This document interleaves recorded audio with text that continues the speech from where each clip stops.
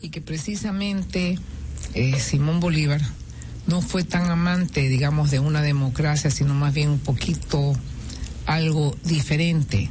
¿Qué opinas tú de esto? ¿Cómo puedes explicar un poco más este tema de la libertad, este tema de no ser dictadores, sino demócratas? Bueno, Bolívar no era un demócrata en realidad. Bolívar desconfiaba de la democracia y de la democracia representativa y también de la democracia directa. En el caso de su contraparte, que era como que en ese entonces su jefe, su general, Francisco de Miranda, él desconfiaba de la democracia directa, él creía en la democracia representativa, republicana, liberal, es decir, con los límites de que, digamos, no cualquier cosa se somete a voto de la mayoría, sino que hay los principios de proteger la libertad individual de todas las personas, de manera que no se puede someter a votación la opción de violar los derechos fundamentales de las personas.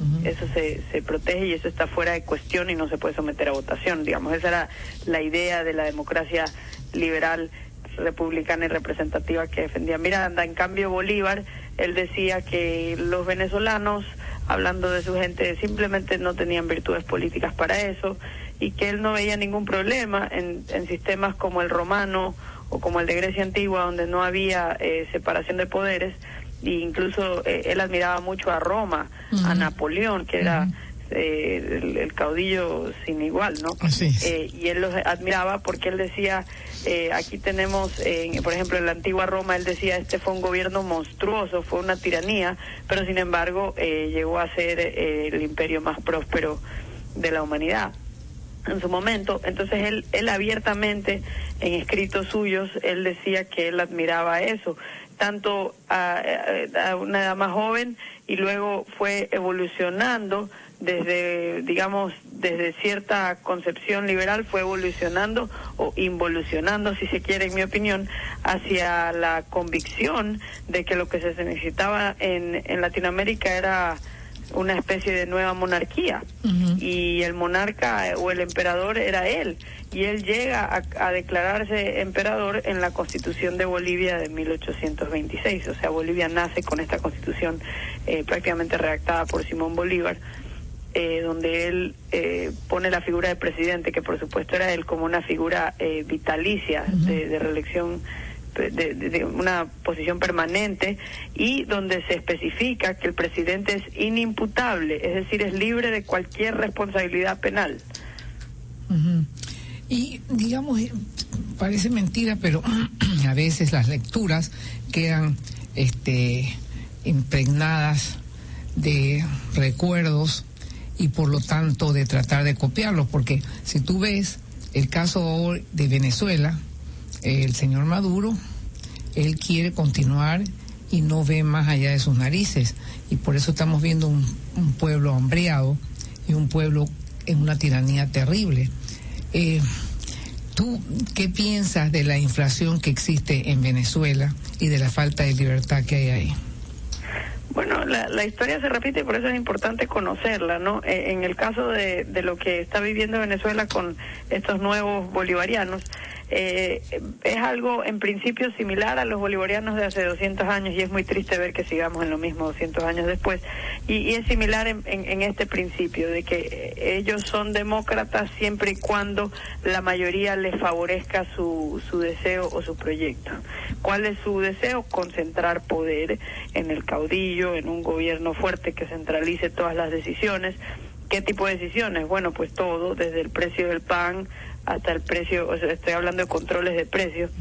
Y los controles de precios surgen, esta última camada de controles de precios, porque no es nada nuevo ni en Venezuela ni en otras partes, surgen por una inflación, y la inflación surge por una devaluación de la moneda, y la devaluación a su vez es causada por una emisión excesiva por parte de la autoridad monetaria. ¿Y por qué emite en exceso la autoridad monetaria venezolana? Porque lo hace para acomodar a las arcas fiscales del gobierno venezolano. Uh-huh. Es decir, si no le alcanzan los dólares, simplemente devalúan hasta que les alcancen. Uh-huh. Y todo esto es para financiar a un gobierno que no quiere aceptar la realidad de la escasez, y entonces luego cuando emiten, el gobierno logra pagar sus cuentas con el impuesto escondido que se llama inflación, y cuando surge la inflación y le molesta a la gente, el gobierno venezolano habla de la supuesta guerra económica y culpa a la oposición de que suban los precios por algo que es causado por lo que el mismo gobierno hace a través de su Banco Central. Y entonces, cuando acusan de esta guerra económica, ahí viene la segunda camada de controles, que es los controles de precios. No podemos permitir que esta gente malvada, etcétera, suban los precios o escondan los productos cuando en realidad sí existen. Ahí vienen los controles de precios. Y así, cuando ya llegan los controles de precios, empieza a haber escasez, empiezan a verse las perchas vacías, que es lo que estamos viendo hoy día en Venezuela. Mi hija de 4 años tiene un amiguito venezolano que ya no vive en Venezuela y se fue a vivir a otro país, y ella me pregunta que por qué se fue de su país, y yo le dije porque está muy difícil vivir en Venezuela. Y ella dice, pero ¿por qué? Yo lo más sencillo que le dije fue porque es difícil conseguir comida.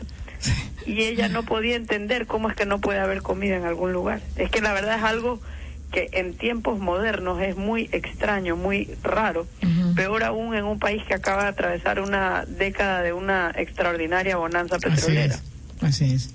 Pero deteniéndonos en este mismo tema, ¿cómo así con esta tragedia los otros países son más bien indolentes, y por otro lado los habitantes, porque no son ciudadanos sino habitantes, porque no tienen derecho, permiten que esto siga sucediendo?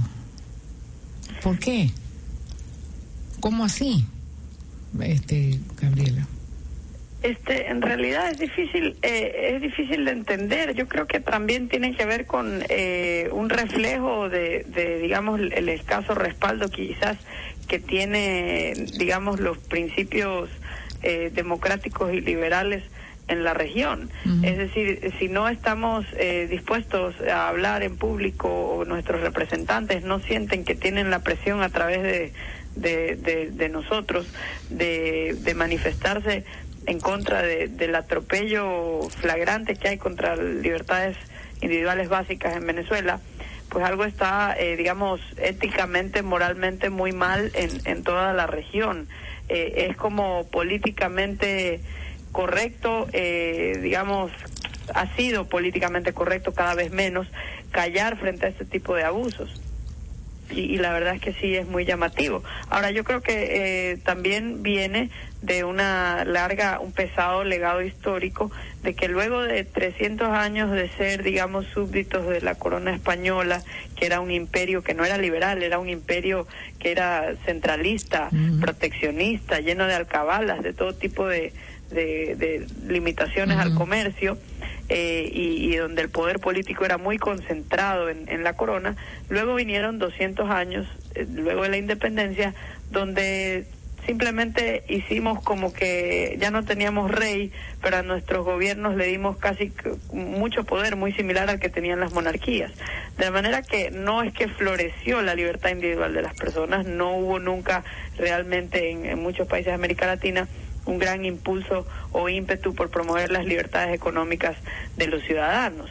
Y si los ciudadanos no tienen, por ejemplo, seguridad jurídica, o no tienen garantía de que se va a proteger su propiedad privada, pues eso genera pésimos incentivos para la inversión, para las posibilidades de producción a largo plazo.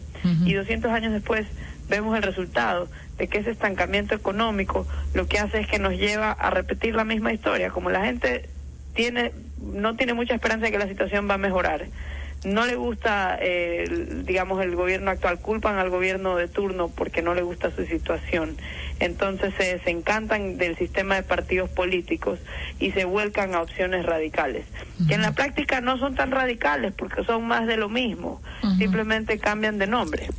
De color. Y lo que hacen es, digamos, profundizar, digamos, la centralización de poder. Y entonces, ¿qué es lo que pasa? Que se presentan con otra camiseta, con otro nombre, como que si fueran gran revolucionarios, pero lo que están haciendo es simplemente continuar algo que un sistema económico proteccionista, centralizado, que limita las libertades económicas de las personas, y que es lo mismo que hemos vivido en gran parte de América Latina desde hace 500 años.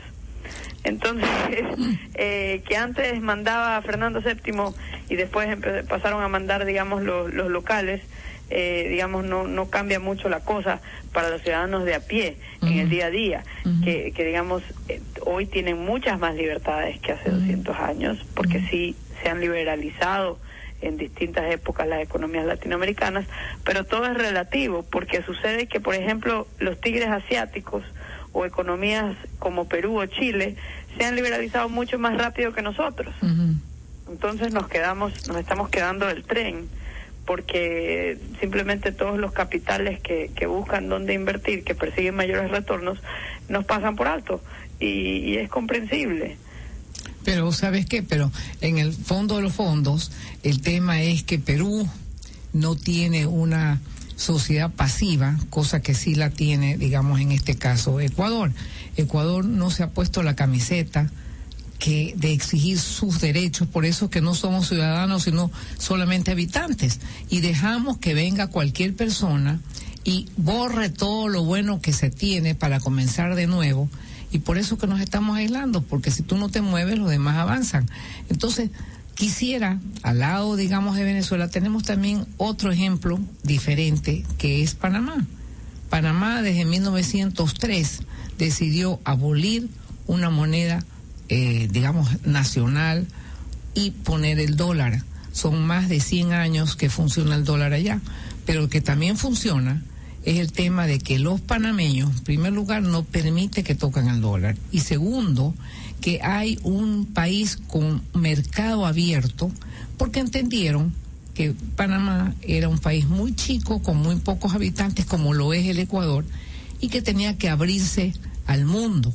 Entonces allí no existe un banco central que dicte normas de hasta cuántas veces tenemos que comer, o hasta cuántas veces debemos de trabajar, o cuántas horas, sino que el panameño vive su realidad, y como consecuencia de eso, Panamá, que tiene más de 100 años dolarizado, sabe también que depende de él su futuro, y que básicamente hay normas claras con sectores bien tipificados, y no están dictándoles normas hasta cuánto uno tiene que tener de reserva o no. Claro, es interesante estudiar el caso panameño por la duración y por la similitud en etapa de desarrollo de su economía. Digamos, los países, varios países europeos están euroizados, digamos, o sea, es lo mismo que estar dolarizado, excepto que usan el euro, con una diferencia importante. El euro se ancla en el Banco Central Europeo, que funge o actúa como prestamista de última instancia.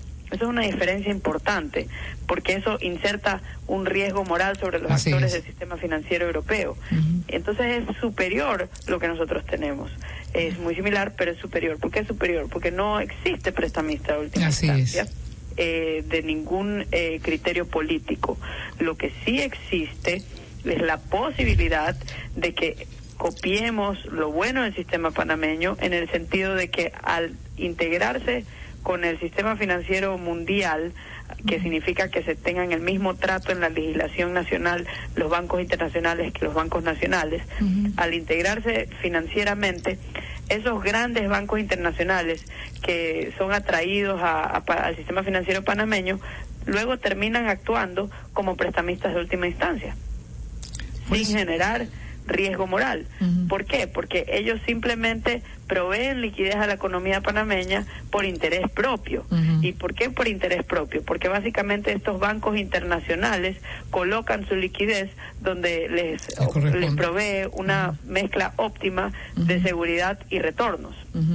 Entonces, cuando empieza a caer la liquidez en la economía panameña, empieza a subir el rendimiento sobre los depósitos que uno tiene en Panamá. Entonces, los bancos internacionales son atraídos por interés propio de obtener un mayor rendimiento en un ambiente seguro, de repatriar liquidez al suelo panameño, sin que nadie los obligue, porque es que hay algo que las personas que gobiernan actualmente y muchas personas que simpatizan con esta forma de gobernar no entienden. Las cosas funcionan mejor cuando las personas hacen las cosas voluntariamente por interés propio, no obligados al látigo, digamos. O sea, no es que usted va a traer inversión obligando a la gente a mantener el capital aquí, más vale así lo que va a lograr es lo contrario. Y para muestra está la experiencia de los últimos años con el impuesto de la salida de divisas.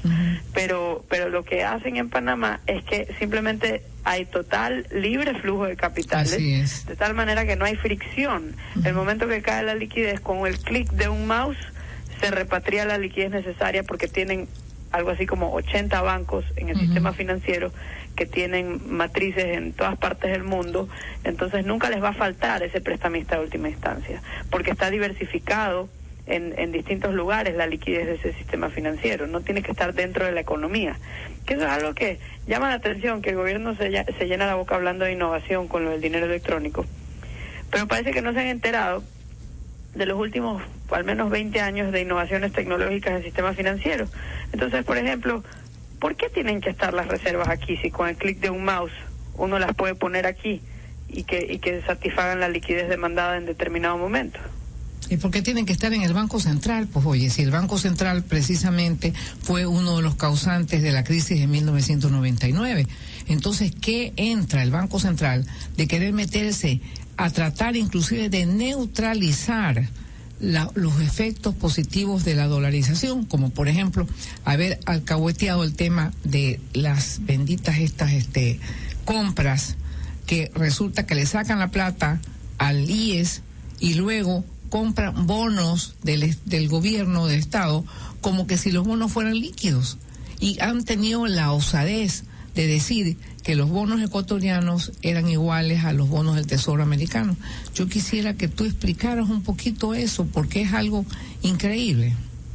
Bueno, creo que ya son 5 días más o menos, el señor Diego Martínez del Banco Central, en una entrevista al diario La Hora de Quito, dijo que prácticamente que el Banco Central es como cualquier otro banco comercial, suelto de pulgas, sin ninguna reserva. Dijo que qué tiene de malo que ellos no tengan los pasivos exigibles del Banco Central, esto es, toda la plata que el Banco Central le estaba supuestamente resguardando a depositantes, que son obligados por ley a depositarle ahí en sus arcas, que por qué no tiene respaldo del 100% lo que le habían depositado.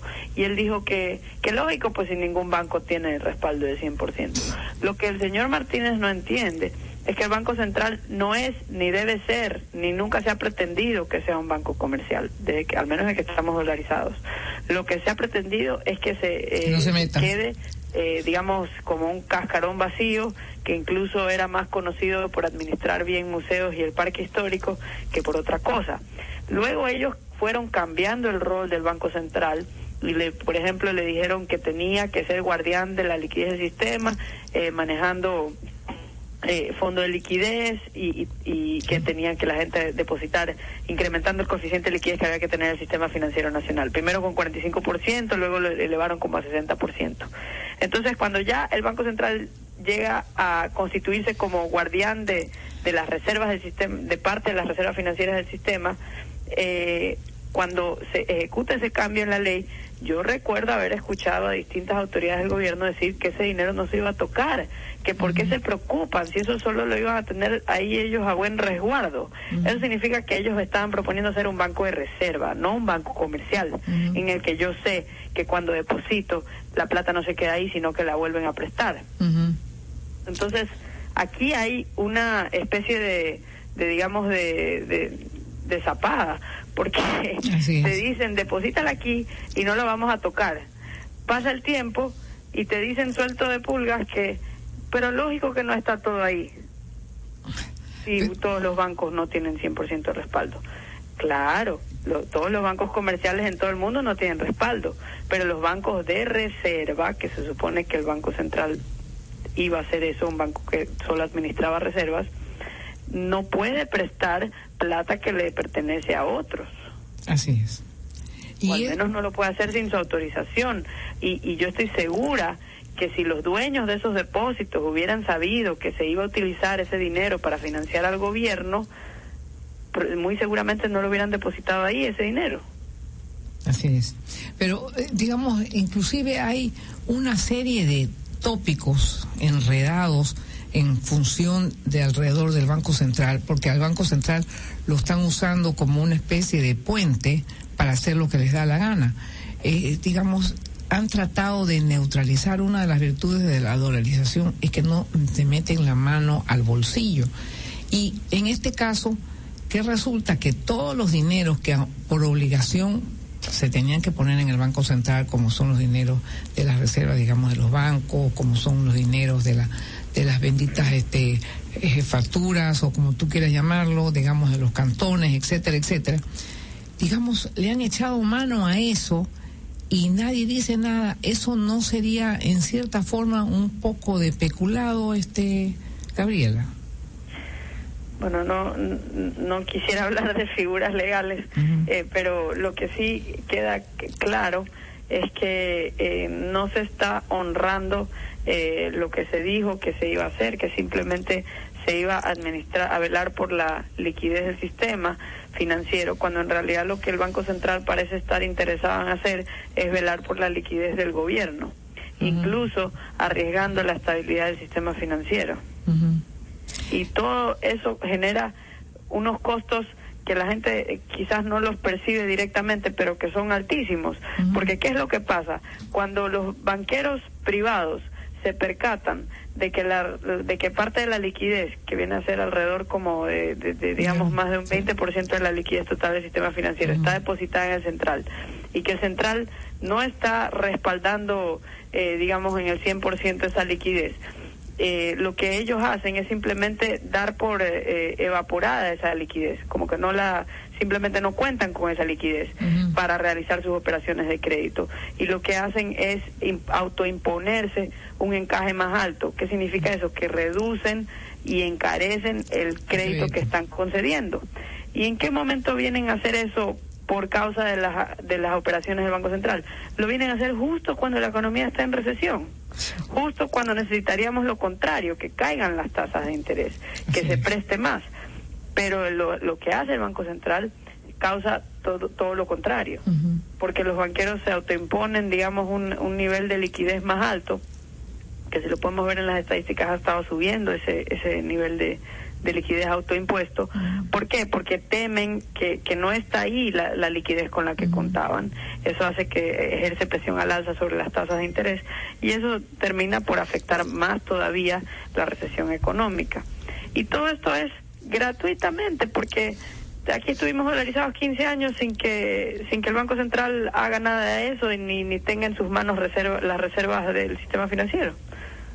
Sí, pero el tema es que como el presidente no cree en la dolarización, últimamente lo que ha estado haciendo es neutralizar los efectos positivos de la dolarización. Para mí, el primer golpe terrible que hizo es el tema de las famosas salvaguardas, que lo que hizo es 45% del dinero de la gente transportarlo, digamos,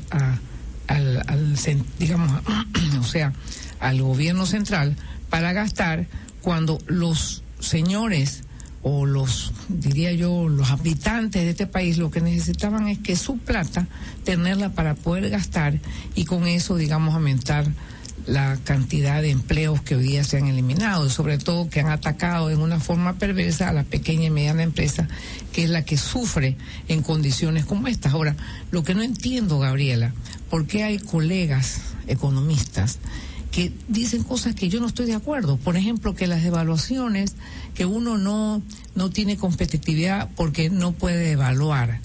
Para mí la devaluación no es otra cosa que eliminar del bolsillo de la gente las ineficiencias, compensarlas, quitándole, digamos, dinero a la gente para poder lavar las ineficiencias de un productor y por lo tanto ser más competitivo afuera. Yo no creo que la devaluaciones marquen el ser eficientes o no. Bueno, es que es muy sencillo, ¿no? Uno puede ver, estamos como que al fin de un periodo de bonanza de commodities para la gran mayoría de América Latina, y uno puede ver los casos contrafácticos, como se dice. Uno puede compararse con Venezuela y, por ejemplo, nos podemos comparar con Panamá. Entonces, que sí, que Panamá no nos podemos comparar porque es que Panamá tiene el canal. Empecemos por aclarar que el canal no alcanza ni para cubrir los subsidios en los que gasta el gobierno panameño. Y eso actualizado al año en que seguía habiendo ingresos extraordinarios en el canal por la expansión, cosa que ya se acabó. Y por último, Panamá no tiene petróleo y nosotros sí, que es un ingreso mucho mayor, una bonanza mucho mayor. Entonces sí vale la comparación con Panamá. Y en el caso de Panamá, ¿qué pasa ahorita con que el dólar se ha apreciado? Panamá es una de las economías que más crece en América Latina, si no es la que crece con la tasa más alta actualmente. Así es. Y es una de las que más creció en promedio durante la última década, porque un año puede ser una cuestión de qué suerte ese año crecieron, pero si sacamos un promedio a un plazo más largo, como una década, ya vemos que no fue solo suerte, que han venido haciendo las cosas bien por un buen tiempo. Así es. Entonces, ese es el caso de Panamá. En cambio, en el caso de Venezuela, lo que vemos los últimos, incluso uno puede alargar la comparación, y lo que vemos durante los últimos 15 años, que Venezuela ha sido campeón mundial de devaluación en esos últimos 15 años, y que Ecuador más vale no lo ha hecho porque no lo ha podido hacer, porque hemos estado dolarizados. Lo que vemos es cómo ha caído estrepitosamente lo que es el ingreso medido en dólares de los venezolanos, y cómo ha incrementado el de los ecuatorianos. Así es. Bueno, vamos a ir a un corte comercial para luego retomar este interesante diálogo. Ya regresa Futuro en Acción. No se mueva de Tropicana. Gracias por seguir en su programa Futuro en Acción. Para los que recién se enganchan, estamos dialogando con Gabriela Calderón, editorialista del Universo y una economista muy bien informada que pelea por la libertad, por el mercado, por la libre empresa. Gabriela, para terminar lo que estamos hablando en la parte anterior, también otra cosa que marca la diferencia de cuando se hacen las cosas bien y las que no se hacen bien, es que tú consigues créditos en Panamá al 3% y consigues créditos en Perú al 4%. En cambio nosotros aquí lo conseguimos al 14 y 15%. Pero lo más increíble del caso es que muchísimos habitantes de este país que pueden tener acceso a ese crédito en los países que he nombrado, no lo hacen porque no tienen confianza en traer el dinero acá, porque las cosas no se dan con la transparencia y con la información apropiada. Y llegando precisamente a un tema último, es que el día de ayer el señor Nicolás Espinosa, que maneja el IES, que es plata de los afiliados, informó que las clínicas y hospitales le debían 500 y pico de millones de dólares, cuando creo yo que es al revés. Y sale hoy día en el Expreso la información de las famosas 36 instituciones que debían supuestamente este dinero, y en resumen, en Guayas hay una diferencia del valor objetado, de 42 millones de dólares, y en Pichincha 7 millones de dólares, es decir, estamos hablando de 50 millones y no de 500 millones. Entonces, ¿cómo puedes tú vivir para proyectar si tienes una desinformación colocada en un sistema político más que económico? O sea, hay mucha oscuridad acerca de las finanzas públicas y parece haber también una danza de cifras que la verdad dificultan los cálculos.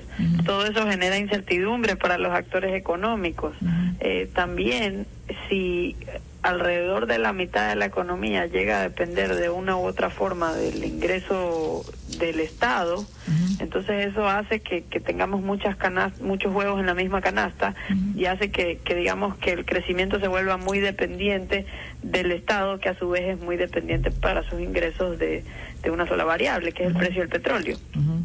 Entonces, digamos, eso genera una dependencia que nos pone muy vulnerables frente a una crisis.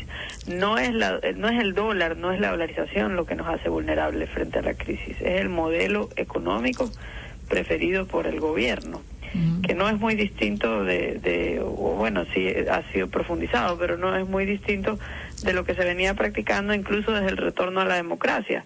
Es decir, aquí hubo dictaduras militares, las dictablandas, que impusieron un modelo con mucho intervencionismo en la economía, y luego se dio la reforma política pero no se dio la correspondiente reforma económica que abriera plenamente la economía y que luego generara sus efectos positivos en el campo político. Entonces lo que sucede es que si se mantiene, digamos, concentrado el poder económico, si se mantiene limitadas las libertades económicas, eventualmente eso nos devolverá a un sistema autoritario en lo político.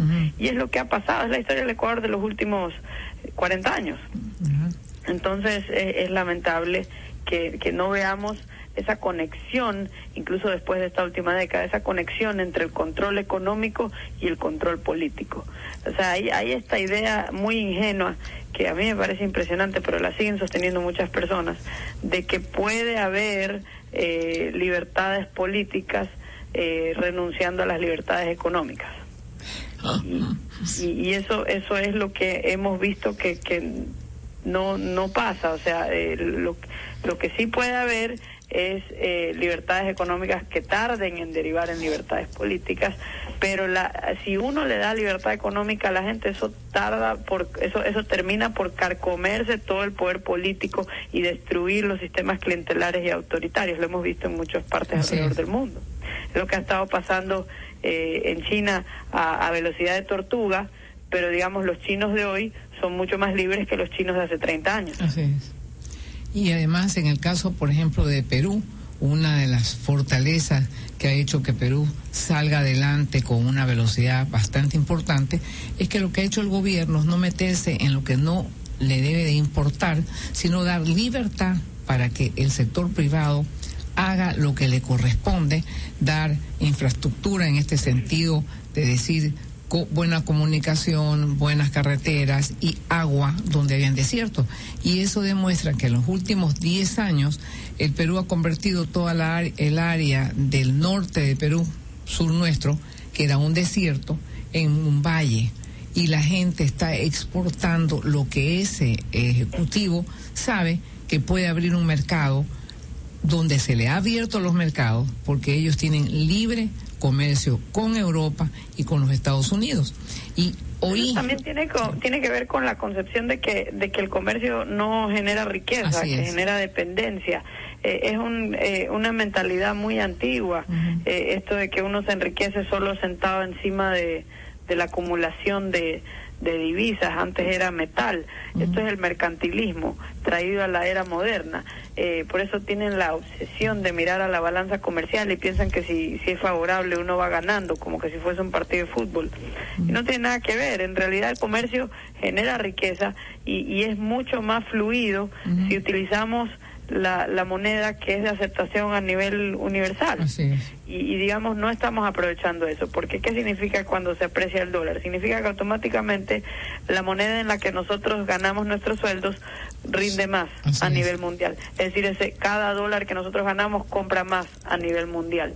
Entonces se da el efecto de sustitución. ¿Qué significa eso? Que en lugar de comprar autos cuyo precio está determinado en dólares, sustituimos el consumo de ese auto por autos cuyo precio está denominado en monedas que se han devaluado frente al dólar y que se han vuelto más baratos para nosotros, que nos hemos visto, nuestro poder adquisitivo automáticamente se ha incrementado sin que el gobierno haga nada.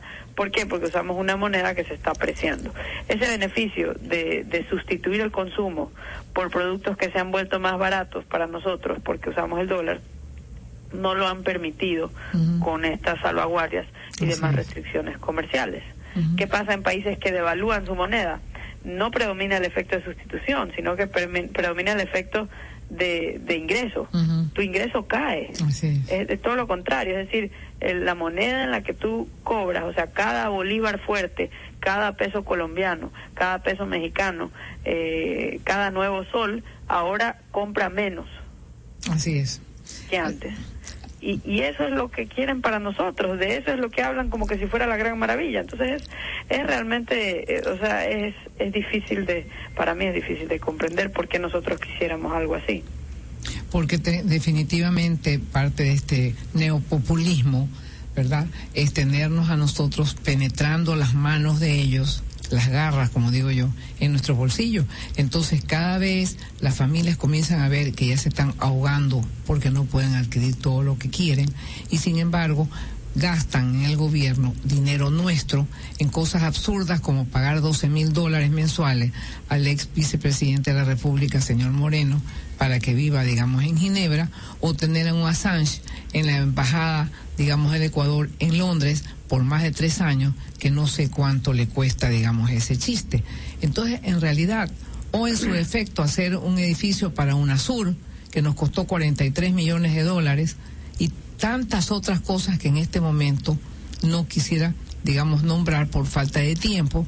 Entonces, ¿tú qué crees de eso? Si es posible que nos quiten de nuestro bolsillo las cosas que las familias necesitan y que ahora inclusive ya comienzan a escasear, como la medicina, ¿verdad? Y que se han duplicado en sus precios, o por lo menos 45% más en muchos de ellos, y luego ese dinero que entra a las arcas fiscales se derrocha con cosas que no tienen importancia. Lo que sucede es que ellos quieren mantener el modelo económico a toda costa, incluso si afecta el bienestar de las personas. Si la bonanza petrolera se acaba, lo lógico sería que el gobierno no obstaculice, no perjudique, sino que más bien le deje el camino libre a los negocios de comercio, cuyo momento para brillar es precisamente ahora. O sea, ahora le toca tomar la batuta de la conducción económica a los comerciantes, en un momento en que se vuelve más atractivo el negocio de la importación, debido a que se han abaratado la mayoría de estas, al nosotros tener el dólar, ¿no? Entonces, ¿qué es lo que ha hecho el gobierno? Todo lo contrario, porque el gobierno no está como estancado en una mentalidad de los años 60, y ya estamos en el 2016, pero están estancados en esa mentalidad de política industrial, y de como que de controlar y decidir dónde se invierte en qué. Entonces ellos no pueden concebir un modelo de desarrollo en que alguien en Quito decida qué tiene que hacer el resto del país. Quisiera tocar el tema que hay cosas que sinceramente, como dices tú, uno no puede entender. El Instituto de Higiene era una institución en este país donde se fabricaban vacunas de todo tipo y una serie de cosas muy importantes. Lo cerraron porque no fue de su autoría. Y entonces el otro día he oído una entrevista donde el presidente de la República informó que habían ellos fundado, si no me equivoco, en Pharma, creo que se llamaba, para hacer vacunas, que había sido una buena idea, pero lamentablemente no había funcionado y la cerraban. ¿Cuánto le costó eso al país? ¿Cómo puede ser posible que suceda este tipo? No es la demostración de que las cosas tienen que ir al sector que le corresponde y que los gobiernos de turno no son los más eficientes para poder dar la respuesta apropiada a los consumidores, que son parte, digamos, o sea, que son los habitantes de este país. Bueno, es una pena que se haya repetido una vez más el experimento de Pharma. Recordemos que eso es algo revivido, es algo que ya es como ver ese show de los 70s. Eso fue algo que ya se practicó y ya fracasó en nuestro país en los 70s, pero este gobierno pensó que a ellos sí les iba a salir la jugada, pero no, pues fracasó. Y estos experimentos suelen ser muy costosos. Entonces, no solo en Pharma, sino, por ejemplo, el caso de TAME, otra empresa que genera pérdidas, y ahí tenemos el caso de, en una escala menor, tenemos lo del telégrafo y otros medios de comunicación estatales que también están generando pérdidas, y ahí tenemos... el problema es que no se meten en cosas que no les corresponden, zapatero a sus zapatos. ¿Por qué ellos tienen que estar a cargo de todas estas empresas? Lo que se debería hacer con todas estas empresas públicas, sobre todo considerando el gigantesco hueco fiscal que existía incluso antes del terremoto, no es tanto, yo no creo que la solución es ir al FMI, que sería como un salvavidas para esta mala forma de gobernar, para que quizás continúen despilfarrando. Yo lo que creo que deberían hacer es, por ejemplo, en el caso de las empresas públicas que han crecido tanto durante la última década, es ponerlas todas en un holding y ver quién quiere comprar acciones en ese holding, así sea a precio barato, pero tratar de monetizar y deshacerse de esas empresas de una forma transparente. y que luego se vayan saneando poco a poco por quienes decidieron invertir en ellas. Pero ¿qué es lo que pasa? Que incluso cuando hablan de hacer este tipo de cosas, se niegan a ceder el control total. O sea, se habló de privatizar algunas empresas públicas, pero reteniendo el 51% del control. Entonces, ¿quién va a querer como inversor privado invertir en una empresa donde los políticos van a seguir tomando las decisiones? Sí. O como el tema del acuerdo, alianza público-privada, en el cual quien dicta lo que se debe hacer o no es el gobierno de turno, ¿verdad? En este caso, el gobierno actual.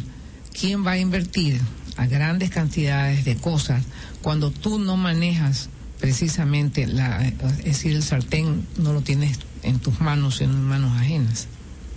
Pregunto, ¿cuál crees tú que sería la respuesta a esto? Bueno, o sea, hay que devolverle a la sociedad control sobre cosas que no le corresponden al gobierno, y esto tiene que ver con con preguntarnos como ciudadanos, luego de este costoso ejercicio de la última década, qué queremos que haga el Estado ecuatoriano y cómo queremos pagarlo, porque vivimos una ilusión de riqueza, de este maná negro caído del cielo, de que supuestamente había un almuerzo gratuito y que nada costaba y que podíamos seguir incrementando las demandas sobre el Estado sin tener que pagar la cuenta. Esa ilusión de recibir algo a cambio de nada. Y llegamos al 2016 y nos están pasando la cuenta, porque resulta que nunca ha habido un almuerzo gratis. O sea, siempre alguien tiene que pagar. Entonces ahora es cuando debemos hacernos una reflexión seria y decir, bueno, quizás no ha sido buena idea que el Estado se meta en el negocio de farmacéuticos. Sí, nunca más, porque ya lo tratamos 2 veces y no funcionó y costó. Entonces, digamos, y así, punto por punto, porque no hay necesidad de que se meta el Estado en eso cuando, digamos, el acceso a las medicinas es algo que digamos, sí funciona en nuestro país. ¿Por qué lo permitimos, Gabriela? Como hemos permitido también el otro ensayo de las famosas cocinas de inducción, que hasta ahora no entiendo a quién se le ocurrió esa novelería. La cosa más absurda que yo he visto en mi vida. Quisiera también que tocaras ese punto, Gabriela. A ver si yo estoy equivocada. Es la mentalidad de querer decirle a la gente qué hacer y pensar que las personas son como las piecitas en un rompecabezas, ¿no? A ellos se les ocurrió que era buena idea, como parte de este plan de cambio de la matriz productiva, que cambiar la fuente de energía con la que la gente en el país cocina. Y pensaron que era un plan que tenía mucho sentido y todo, y bueno, en el papel todo funciona, en el papel todo suena bien. Lo que pasa es que no calcularon que la gente quizás no le gustaba pasarse a una cocina de inducción. Quizás se le hacía complicado en su entorno. Pensemos en invasiones, por ejemplo. Es más sencillo tener una cocina a gas que tratar de hacer todo el trabajito para instalar una cocina de inducción. Quizás no pensaron en que la gente está acostumbrada a realizar sus recetas y sus preparaciones en una cocina a gas versus una cocina de inducción. Todas estas minucias que la persona que está en su casa, que tiene su cocina a gas, por ejemplo, no las considera la persona que está en Quito diseñando este gran plan nacional. Y entonces se desayunan con la sorpresa de que, hemos invertido todo pensando que mágicamente la gente iba a hacernos caso y pasarse a cocina de inducción, y se dan un baño de verdad cuando la gente resulta que no le interesa usar las cocinas de inducción. Pero peor, pues, Gabriela, esto lo sacaron después que habían invertido, creo que $600 millones en Monteverde, en hacer los grandes tanques para almacenamiento del gas. Y después de esto, tú comienzas con las cocinas de inducción. ¿Qué es lo que pasa? Sí, es que y las cocinas de inducción tienen cierto parecido con este afán que tienen ahora de promover el dinero electrónico. Sí. Que no me parece a mí, me parece algo risible siempre y cuando sea de uso voluntario. ¿Por qué digo risible? Porque es un poco cómico ver a los funcionarios públicos gritando a los 4 vientos que lo conveniente que es usar el dinero electrónico y que es igualito que una tarjeta de débito, y luego ver que prácticamente nadie lo quiere usar y que luego de creo que 2 años llevan promoviéndolo, al mes pasado el monto transado en esa moneda llega a $1 millón. ¿Por qué? Porque no le inspira confianza a la gente una moneda o medio de pago, como lo quieran llamar ellos, aunque la ley del Código Orgánico Monetario y Financiero habla de moneda electrónica, no dinero electrónico. No le inspira este medio de pago o moneda a la gente, no le inspira confianza. Entonces simplemente, si no hay cómo obligarlo, si no es de curso forzoso, la gente simplemente lo rechaza. Y que es lo mismo que pasa con las cocinas de inducción. Si no hay obligación de utilizar esto que me parece distinto, que no me genera confianza, entonces yo sigo con lo que me ha funcionado, que es la cocina a gas. Y ahí viene la imposición o la creencia de que ellos saben mejor que nosotros mismos lo que nos conviene. Así es. Es que lo que pasa es que ellos, los que dictan estas normas, están casados con un pizarrón. Nunca han pisado el mundo real de la economía, el mundo real donde se manejan los negocios, y por eso que inclusive son tan lentos en tomar decisiones y tan ciegos en hacer precisamente tomar la decisión equivocada. Entonces, yo te pregunto, en el caso de la moneda electrónica, que esto nadie la quiere, no van a tener ese chance de coger esa moneda para que la gente se meta en el Banco Central y luego pasen como tobogán a las arcas precisamente del Ministerio de Finanzas. Entonces yo te pregunto, ¿no te parece que es mucho mejor que eliminen esa nueva novelería? Porque la gente no es tonta. ¿No te parece? Sí, o sea, la verdad es que genera nerviosismo y han gastado más en promoverlo que en lo que han recaudado en depósitos en cuentas de dinero electrónico. Y ya llevan 2 años. Y entonces salen ellos a decir, ahorita estaba viendo por Twitter que la cuenta de efectivo, de este dinero efectivo, como le llaman ahora, dice que ya han llegado a más de 100,000 cuentas. Eso es irrelevante. O sea, la cantidad de cuentas, el número de cuentas abiertas es irrelevante, porque uno puede abrir la cuenta y tenerla en cero. Así es. No meterle nada a la cuenta. De hecho, ellos mismos promueven eso como uno de los beneficios frente a las cuentas de ahorro de los bancos, y además ellos dicen que es exactamente como tener una tarjeta de débito y que ya no hay que hacer fila para pagar servicios públicos. Pero yo digo, ¿y dónde estaban desde hace como, yo no sé, pero por lo menos como hace 10 años uno puede hacer eso teniendo una cuenta de ahorros? Así es. Y nadie tiene prohibición de abrir cuenta de ahorros en el sistema en cualquier banco del sistema financiero, si quisiera hacerlo. Lo que yo creo es que hay gente que por decisión propia, por conveniencia suya, no le interesa abrir una cuenta en el banco, pero el que quiere lo puede hacer. Y de ahí dicen, bueno, pero es que los cobros que hacen los bancos por realizar estas transacciones van a ser más bajos o van a ser gratuitos con las cuentas de dinero electrónico. Entonces ahí cabe la pregunta, entonces es un servicio subsidiado. Y uno dice, ¿dónde está la partida presupuestaria donde se especifica cuánto va a costar ese subsidio?